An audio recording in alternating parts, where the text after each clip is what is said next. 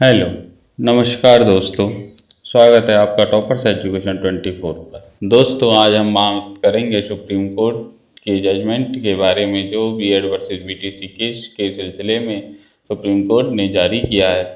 इसके अलावा हम बात करेंगे बीएड अभ्यर्थियों के लिए आगे क्या क्या मौके हैं और पुरानी भर्तियों पर इस फैसले का क्या असर पड़ेगा। साथ ही साथ आपके लिए बताएंगे कि बीएड वालों के लिए अब क्या करना चाहिए और आगे की रणनीति उनकी क्या होनी चाहिए।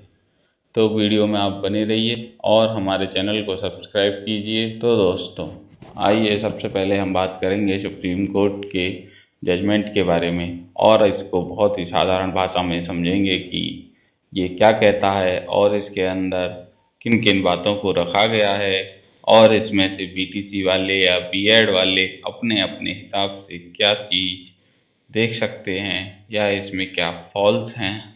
तो आइए समझते हैं इसको आसान भाषा में। जैसा कि आप आपके सामने सुप्रीम कोर्ट का आज रिपोर्टेबल जजमेंट देख पा रहे हैं, Devesh Sharma versus union of India and others.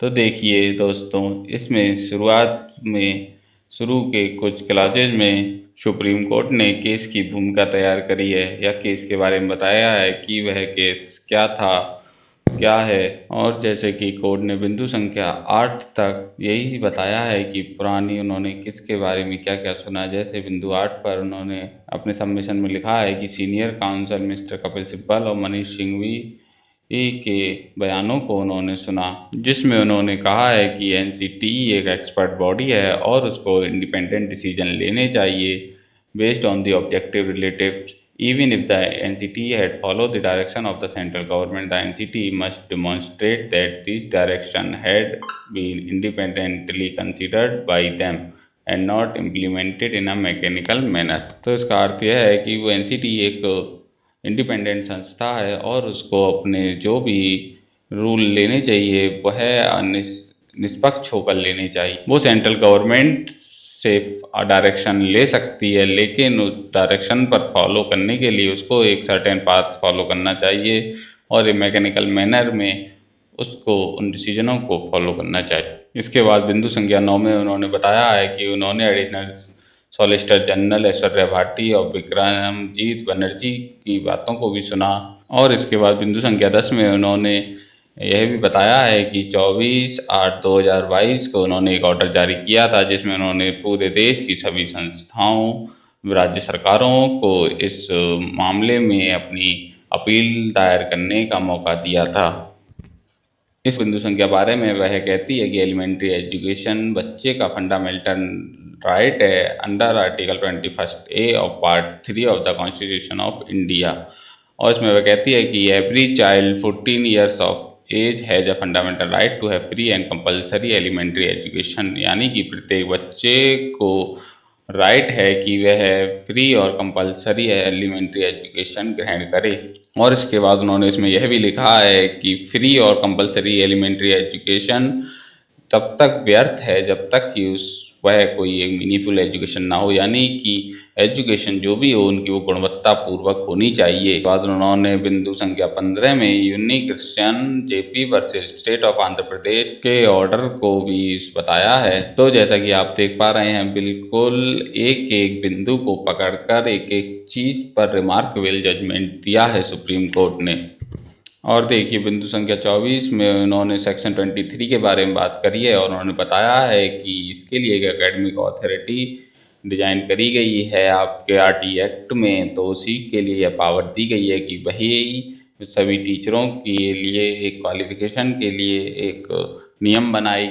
और इसके बाद उन्होंने इसके नीचे ये चीज़ों को शो भी किया है, जैसे कि नीचे लिखा हुआ है कि minimum qualification for class 1 to 5 के लिए क्या है, एलिमेंट्री एजुकेशन के लिए पीटीसी है और उससे ऊपर के लिए बीएड है। तो ये चीज़ उन्होंने इसमें साफ साफ लिखा है।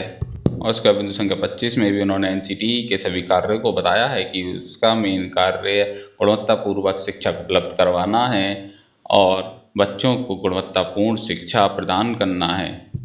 बिंदु संख्या 26 में उन्होंने Dilip Kumar Ghosh and others versus chairman and others वाले केस को भी जोड़ा है। उसमें उन्होंने बताया है कि बीएड जो है वो हायर क्वालिफिकेशन नहीं है, या आप उसके लिए क्वालिटी ऑफ एजुकेशन नहीं कह सकते हैं आप प्राइमरी के हिसाब से।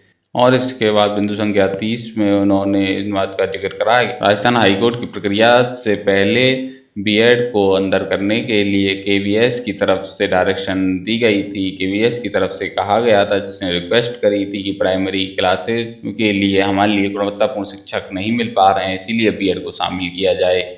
और इसके अलावा एक मीटिंग जो कि हेल्ड की गई थी 28/5/2018 के बारे में ministry of human resource development headed by the minister concerned के द्वारा जो की गई थी, उसका भी जिक्र है। यानी कि उन्होंने बताया है कि कैसे आपने इन सब चीज़ों को लागू कर दिया बिना कोई भी प्रॉपर डिस्कशन करे हुए।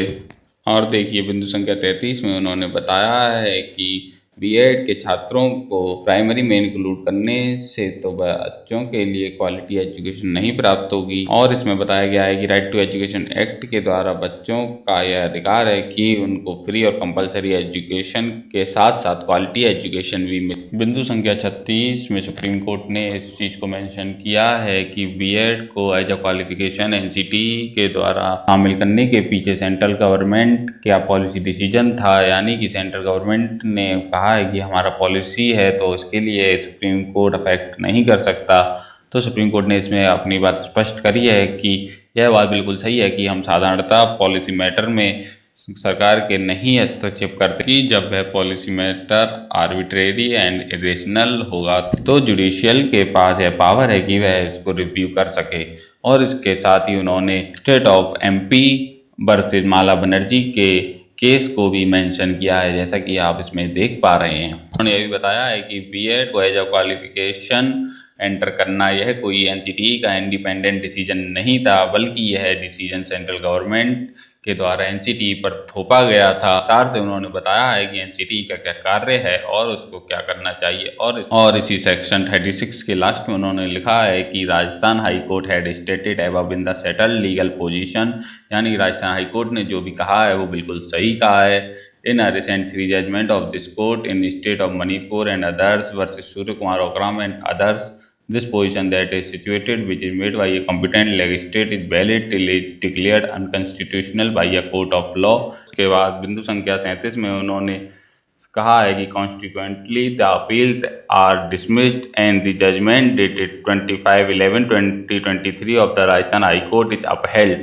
यानी बीएड की जो भी अपीलें थी उनको निरस्त किया जाता है और राजस्थान हाई कोर्ट के फैसले को मान्य किया जाता है। और इसके आगे लिखा है the notification dated 28/06/2018 is hereby quashed and set aside.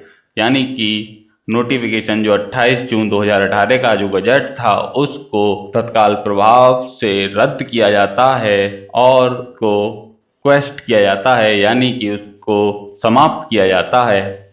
और इसके आगे उन्होंने लिखा है the writ petition and the all pending application stand disposed of in light of the above order. और लिखा है कि जो रिट पिटीशंस थी इसके अंदर और भी एप्लीकेशन थी उन सबको डिस्पोज किया जाता है, यानी कि उन सबको तत्काल प्रभाव से निष्प्रभावित कर दिया जाता है। और यह है इसका सुप्रीम कोर्ट का पूरा ऑर्डर। तो आइए दोस्तों, जैसा कि आपने समझा सुप्रीम कोर्ट के ऑर्डर को, अब इसके बाद हम लोग समझते हैं कि अब बीएड वालों के पास क्या ऑप्शन रह गए हैं और बीएड वालों को क्या करना चाहिए। तो दोस्तों, यहाँ तक मेरा मानना है कि सुप्रीम कोर्ट का एक रिमार्केबल जजमेंट है और आप लोगों को प्राइमरी टीचर भर्ती से बाहर कर दिया गया है। जहाँ तक एनसीटी के चेयरमैन ने भी इस बात को स्पष्ट कर दिया है कि वो कोई भी रिव्यू पिटीशन नहीं डालेंगे और वो सुप्रीम कोर्ट के फैसले का सम्मान करेंगे। अतः आप लोगों को प्राइमरी से ऊपर 6 to 8th 8th to 12th की वैकेंसी के लिए अपनी तैयारी करनी चाहिए। और आप लोगों के पास प्राइमरी के अलावा बहुत से मौके हैं, जैसे कि आपके पास केवीएस है, ईएमआरएस की अभी नई वैकेंसी निकल कर आई हैं, आप टीजीटी में डाल सकते हैं, एलटी ग्रेड में जा सकते हैं, पीजीटी में जा सकते हैं। तो आप लोग अगर प्राइमरी की चिंता ना करेंगे और अगर आप आगे की पढ़ाई के लिए अपना ध्यान लगाएंगे तो बहुत ही बेहतर होगा। BT/SSB में भी टीजीटी पीजीटी की बहुत सी भर्तियां आई हैं, जबकि प्राइमरी में आप देख ही रहे हैं यूपी में एक भी भर्ती नहीं आई है, जबकि टीजीटी पीजीटी एलटी ग्रेड की 2-3 बार भर्तियां आ चुकी हैं, अतः आप लोग उसकी तैयारी करिए। बाकी आपका अधिकार है शांतिपूर्ण धरना प्रदर्शन करना या एनसीटी को ज्ञापन देना, वो आप अपना काम करते रहिए। सरकार के ऊपर दबाव बनाइए कि वो अध्यादेश लाए, लेकिन यह बहुत ही मुश्किल है कि सरकार अध्यादेश लाए। जैसा कि आज 17 अगस्त को बीएड के छात्रों ने धरना प्रदर्शन रखा है, तो आइए देखते हैं उसके कुछ विजुअल। किया जाता माननीय सुप्रीम कोर्ट द्वारा छात्र एकता जिंदाबाद, जिंदाबाद जिंदाबाद छात्र एकता जिंदाबाद, जिंदाबाद जिंदाबाद छात्र एकता जिंदाबाद, जिंदाबाद जिंदाबाद। हम लोग आज धरना आ चुके हैं धरना स्थल पर, और यहाँ बीएड और बीटीसी मामले से धरना दिया जा रहा है, और यहाँ पे बीएड वालों को प्राइमरी से निकाल दिया गया है। तो अब चलिए देखते हैं।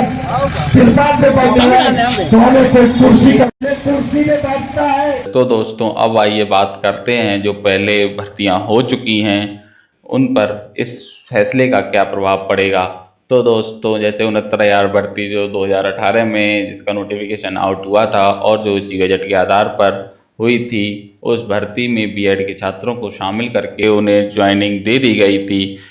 तो अब बहुत ही मुश्किल है कि उसमें से बीएड के छात्रों को निकाला जाएगा या उसमें बीटीसी को इंक्लूड किया जाएगा। यह अब बहुत ही पेचीदा मामला है, और जहाँ तक है मेरे अनुमान से बीएड के छात्रों को नहीं निकाला जाएगा। बाकी आप बीटीसी वालों के पास ये ऑप्शन है कि आप कोर्ट जाकर इस बात को रख सकते हैं और कह सकते हैं कि 2018 का गजट जब रद्द हो गया है तो इनको किस आधार पर नियुक्ति दे दी गई है या ये किस आधार पर नौकरी कर रहे हैं। तो हो सकता है सरकार आपके लिए अलग से वैकेंसी निकाल कर आपकी मेरिट गिराकर आपको भर्ती दे दे। और जहाँ तक रही बात एमपी की, मध्य प्रदेश की शिक्षक भर्ती की, तो उसमें तो उन्होंने साफ साफ लिख दिया था कि यह भर्ती कोर्ट के आदेश के अधीन होगी, अतः उसमें से बीएड के छात्र बाहर हो जाएंगे। लेकिन इन सब के लिए आपको अपने अपने राज्य के स्तर में हाईकोर्ट में जाकर अपनी अपील करनी होगी, और हाईकोर्ट के रास्ते से आप इन लोगों को बाहर कर सकते हैं। ऐसा ही बिहार शिक्षक भर्ती में भी हुई थी। तो दोस्तों जैसा कि आपने सुप्रीम कोर्ट के फैसले को समझा और बीएड वालों को क्या करना चाहिए ये सब आपने जाना। तो दोस्तों आज की वीडियो के लिए इतना ही। आपको हमारी वीडियो अच्छी लगी हो तो चैनल को सब्सक्राइब करें।